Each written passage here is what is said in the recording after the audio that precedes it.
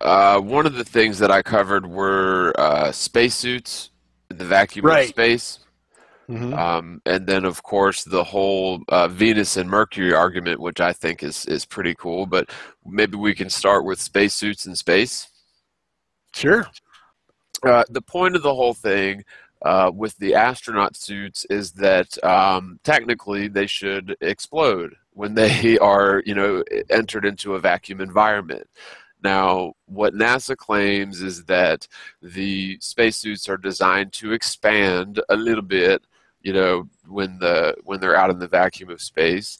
But the fact is that they're made out of I want to say, less than a quarter inch thick. Yeah. 3/16 inch. Yeah, 3/16 inch thick material that's 11 different layers of fabrics. Now, I'm sorry, but let me put it to you in this perspective. Do you think that you could make a vacuum chamber out of 3/16 inch material fabrics? And the answer to that is, of course, no. Yeah, no That way. you have to have structural and tensile strength in order to allow for a spacesuit that's going to enter the vacuum of space. And really, the only way that this could possibly work is if you have a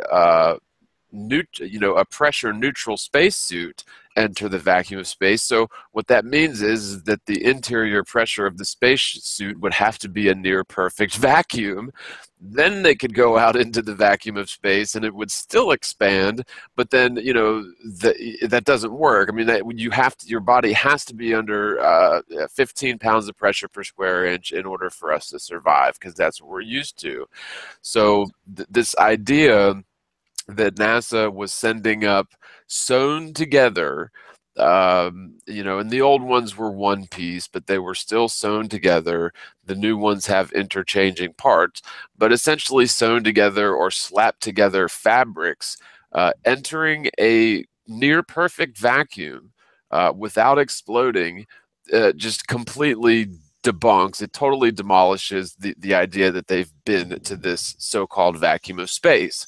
Now, another big point here is that on the moon, the moon is a very, very good vacuum according to Earth terms, because it has no atmosphere, no barometric pressure, um, and so even hopping out onto the moon, assuming that their spacesuits could work, technically the materials should have melted because they were on the day side of the Earth, which is 250 degrees Fahrenheit. So their little booties should have melted if they didn't explode.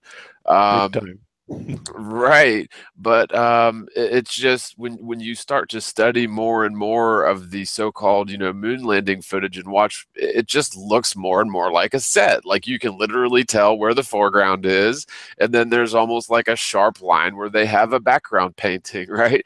So it just becomes more and more absurd, and they continue faking this stuff. The spacewalks are obviously done in underwater tanks.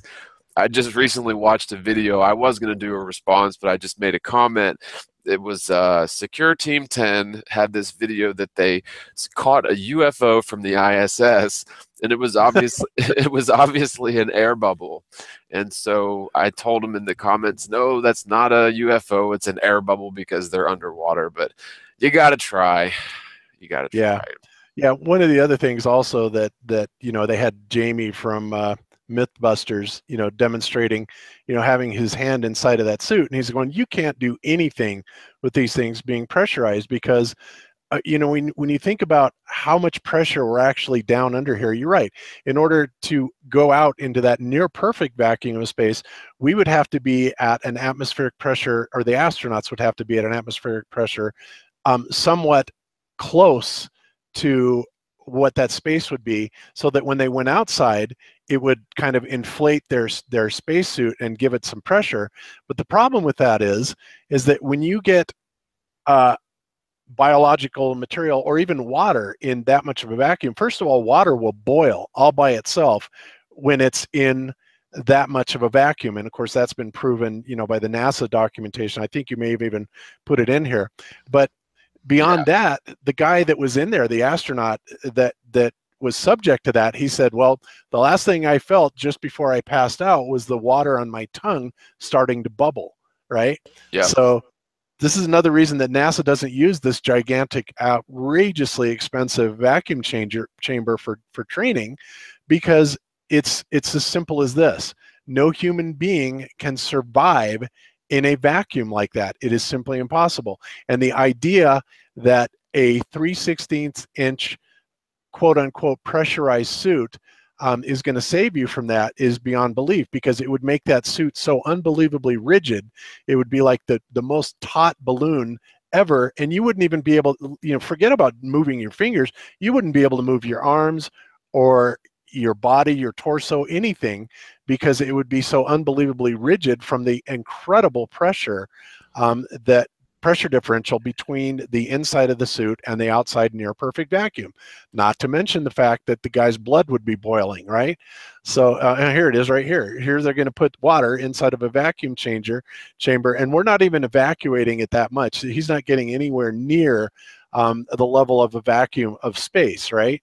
And so what happens? Here it goes. It's going to start bubbling, just like the astronaut said before he passed out, that the water on his tongue was starting to bubble.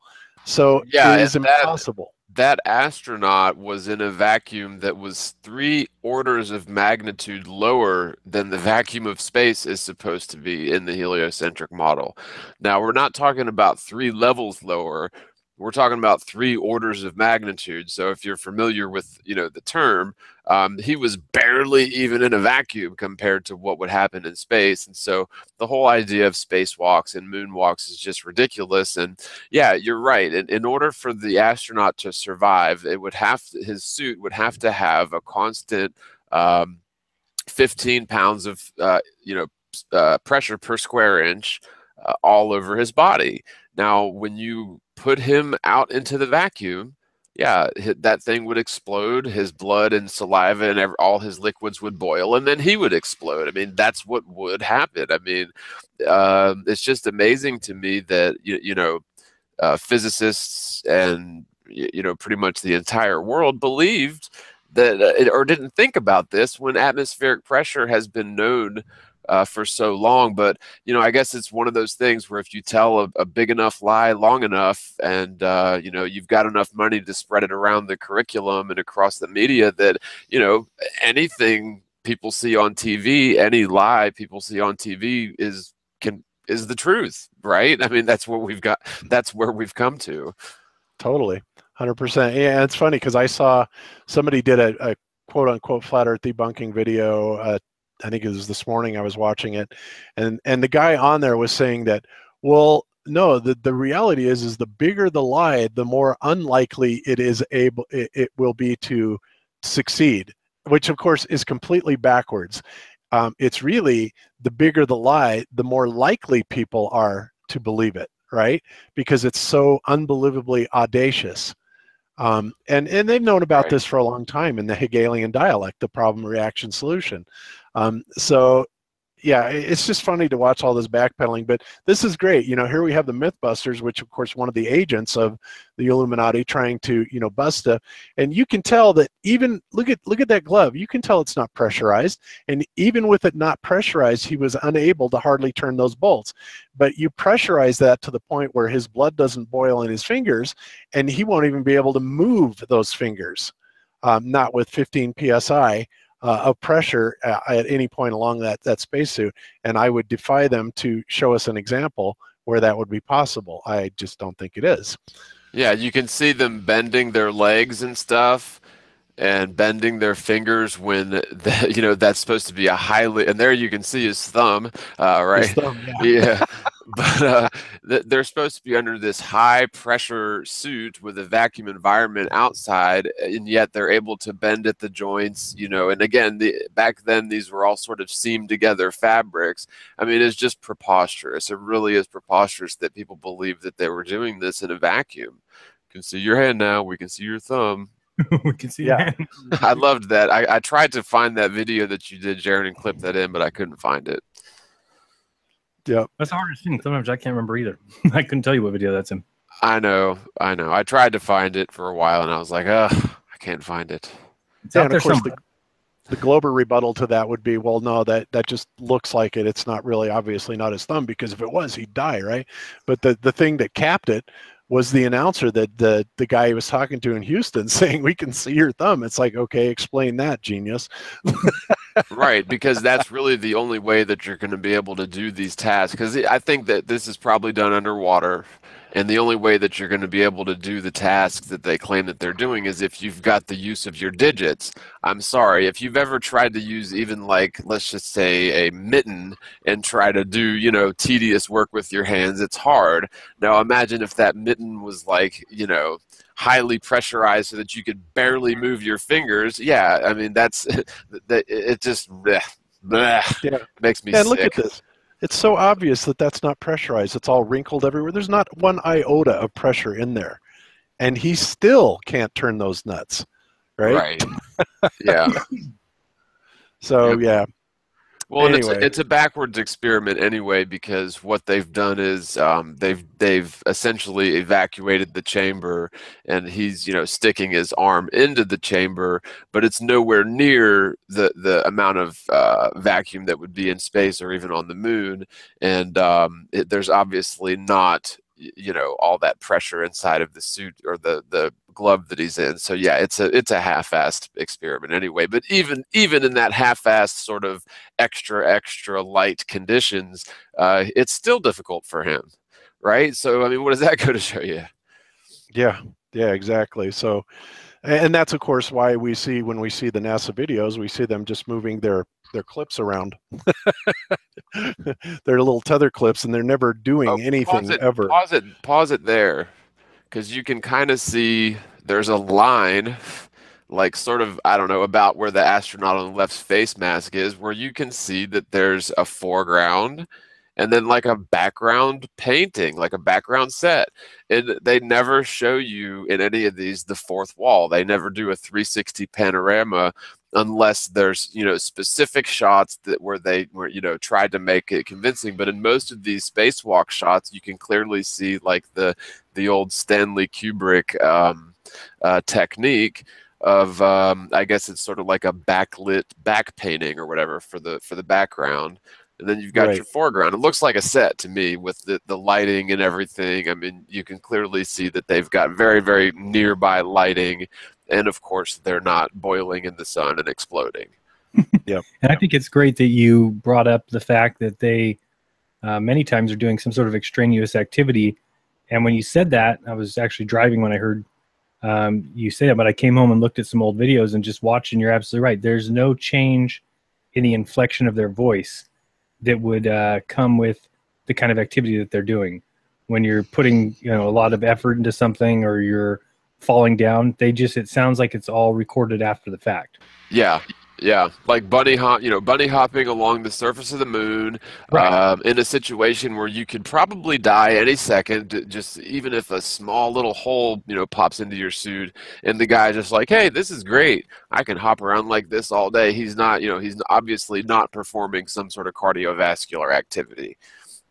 Right. You're Right. trying to Even if he, record yourself jumping up and down and see if you can keep your voice at one modulation. There's no way. try Right. and do it in a swimming pool. You can't even do it in a swimming pool when the mass of your body is greatly relieved. Mhm. It's just not possible to not have any voice change, and that was a good point. But people, when you want to believe in it, and again, they'll say the same thing about us. They will subconsciously look past stuff like that and never question it, because the mind and the cognitive dissonance simply won't acknowledge stuff like that. And then, of course, if it's brought out directly, then the excuses start being made up, which is very interesting. But there's a big difference between an excuse for something and an explanation of the action that makes sense. And I think a lot of the things that flat earthers do is, especially my goal especially, is to try and explain things in, and not just have it this nebulous explanation, but an explanation that has some sort of basis in demonstrable science that we can actually go back and point to and say, see, you know, like for example, if we were to do this test and jump around in a swimming pool and try to talk without making it sound like we're doing anything strenuous at all, that would be something that you could point to at least as some sort of viable evidence, you know, to prove your point. But a lot of the times, even if you did that, they're going to come back with some excuse for why that didn't happen, and that's the way it always is, and that's the way it will be. And you know, I thank God for things like evolution and the moon landings to at least show me science isn't what they say they are. It's hilarious to me that people who talk about evidence and proof and all these things believe in the moon landings and believe in evolution and call it the most scientifically perfect theory there ever was. It's such a joke, because anything that you ever came up with to discredit it would just be explained away with just some nonsense reasonings. Yeah, there's an answer for everything, and there again you can sort of see the backdrop set. Yeah, they have an answer for everything, and it's like no matter what you show them, I guess my point is if we can prove that NASA faked one single thing, then we really need to go back and revisit everything that they've purported and see if it seems to be true. And the more and more we do this, it really, really appears that they're faking everything, not just one or two things. They're faking it all. And it really begs the question, if they're faking all of this, then why? And globe earthers don't have an answer for that. You know, you got to wonder. I mean, you got to wonder if NASA just wishes that all the Apollo moon landings and stuff would just kind of go away, because they are the easiest thing on Earth to debunk. I mean, it's so ridiculous, you know, especially with the professional forensic analysis that have been done. All the things that we know now, you know, that stupid, ridiculous cardboard and tinfoil paper, all these things. I mean, NASA, they just got to be hating it. And not to mention the fact that now, you know, they sit there and tell us, oh, well, yeah, as soon as we can figure out, you know, how to shield these astronauts, you know, from these Van Allen radiation belts, you know, we'll be able to go out and, you know, go out into deep space and do things like this. And so, again, why is it a problem now when we did it, you know, 5 or 6 times back in the 60s? Take a look at the ISS guys when they go out for a spacewalk now. You have the 2 guys in the suits that need to be catered to by 2 other people as if they're their personal servants to put on every piece of the suit, connecting every piece, and then when they come back from space, they have to have somebody take it off for them. So how did Neil Armstrong and Buzz Aldrin take care of all those things by themselves? There was only the 2 of them. They're in the LEM. You've got to put on your own spacesuit. Maybe you've got one person that, you know, you've got the other person there to help you, but who puts on that final piece? Who connects the final glove? It's just preposterous that all that stuff is so difficult now, but back then they just did it with ease, and you know, nobody has any of that on film, of course. Mm-hmm. Yeah, it was all lost and then found and then re-recorded over because they wanted to save money on reel-to-reels. The greatest event ever in the history of humans, and we're going to just use this, record over it.